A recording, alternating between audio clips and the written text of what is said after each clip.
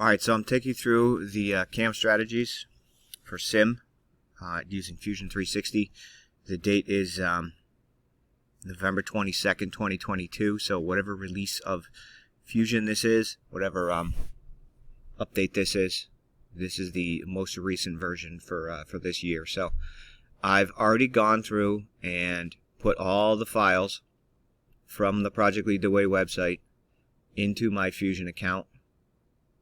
I've actually got them in a separate folder. I suggest you do this as well. Call it Cam Strategies. Put your name on it. First thing you're going to do is you're going to go into, open all of your, or one at a time, open your blocks here. You don't actually have to draw them. I'm giving them to you so you don't have to produce them.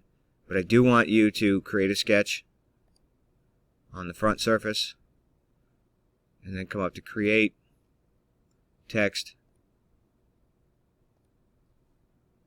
and just draw a little box.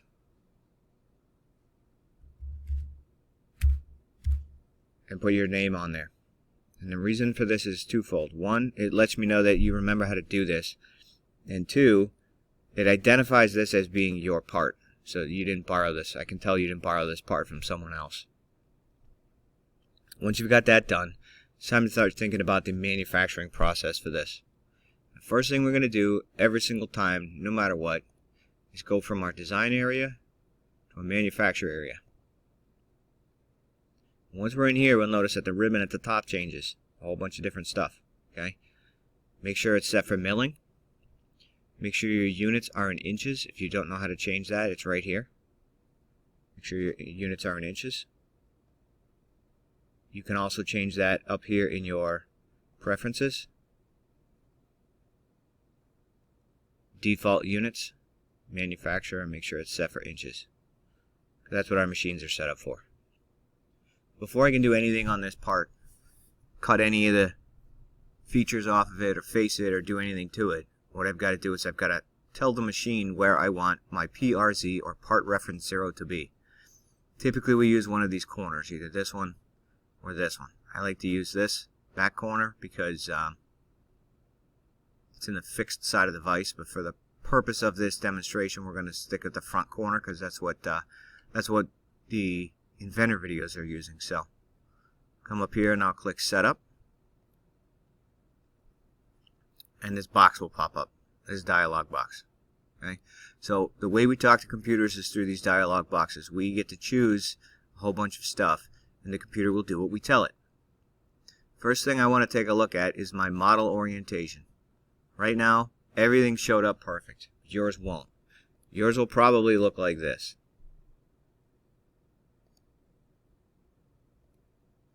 It'll be in the middle. Your triad will be in the middle, and it'll be upside down. So here's how we fix that. Or maybe something like this. Here's how we fix that. We go into our WCS, change it to select Z and Y or Z and X. Now I get to physically check and select which axis I want to be my Z and which one I want to be my X. If it's not going the right way, flip it around. Right, so you need to, each one's going to be a little different. You're going to have to play the game with this, fiddle with it a little bit. To get this triad in the corner where I want it, I'm going to come over here to stock point, and I'm going to click box point. It's going to be a whole bunch of little white dots are going to show up. And I'm simply going to go select the one that I want. And there we go. Alright? So that takes care of that. Second thing is your stock. It may have additional material. It may not be 3 inches by 2 inches by 1.5. It may be different, maybe bigger. Usually it's bigger. Your picture will look something like this. Just the one in the middle there, where there's stock added to it. We don't want to do that, so just make sure you check no additional stock and a relative size box. I clicked OK, and you'll see a setup showed up in my browser over here on the left. This is setup 2 because I already did it once, and then I deleted it. So at this point, we need to start thinking about how we're going to cut a piece out or cut anything of this, any part of this off. Okay, so we're going to do what we call a facing operation. But before we do that, we need to add the tools to the tool library. Now the tools library is available for download through Project Lead the Way software page and through the Google Classroom that I'm going to set up for my students. I'll go to Tool Library. I use the Cloud Library. That way, no matter which computer I'm on, I can have access to it. And I'll right-click on the Cloud, Import Libraries.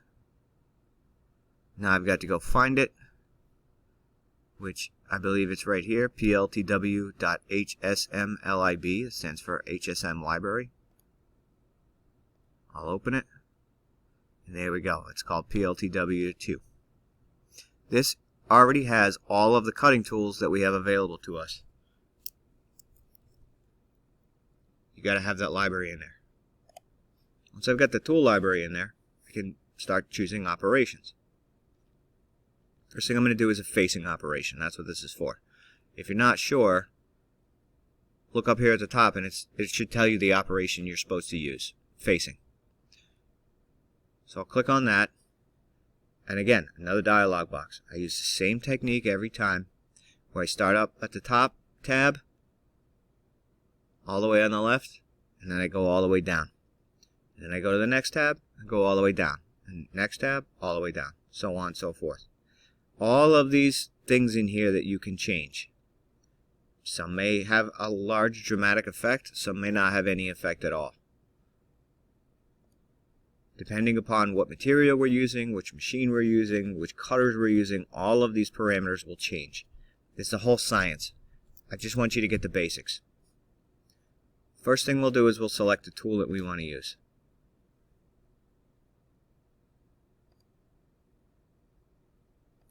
Half-inch end mill. Actually, let's use tool 9, 3/4 inch face mill. Okay, I want the biggest tool I have. Speeds and feeds we'll talk about and go through.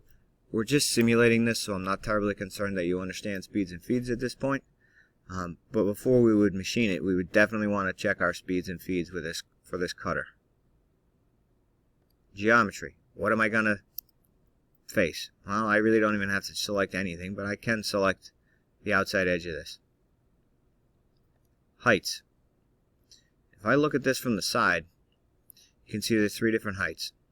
There's my retract height, my feed height, and my top height, and my bottom height. 4 heights.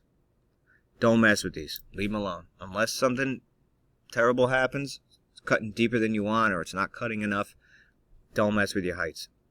You can crash a machine easily. Next tab, passes. This is where you get to play a little bit of games. Pass direction.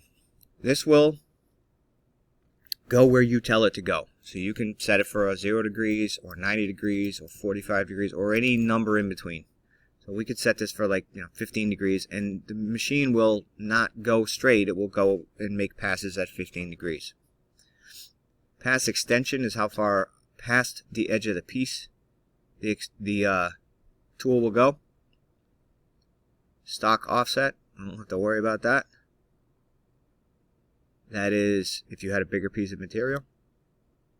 Step over, that's kind of important.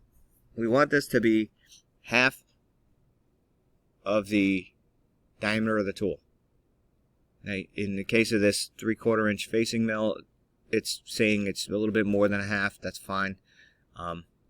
Direction both ways.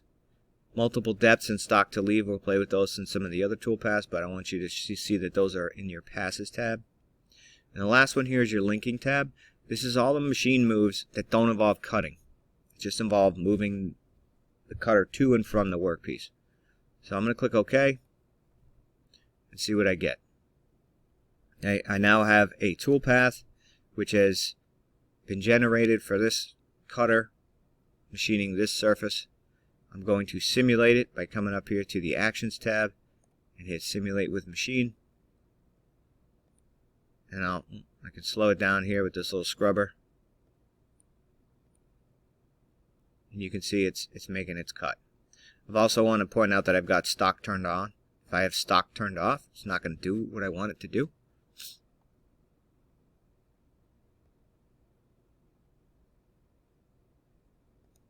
You can play with this toolpath. This right here is what you're going to need to do to turn it in. You're going to have to grab your snipping tool, which mine's on the taskbar. Yours might be in the start menu. Go new snip, click and drag, make sure I can see your name, make sure I can see what operation this is. That will get copied and pasted into the document to save it. And I'm not saving that now. And that pretty much ought to do it. You'll do a snippet of this and a snippet of your browser, so I can see what you've done for your setups. And that's it. That's it for facing and the basic setup of everything. I'm gonna do another video for each individual part here that we've got going through. So stay tuned.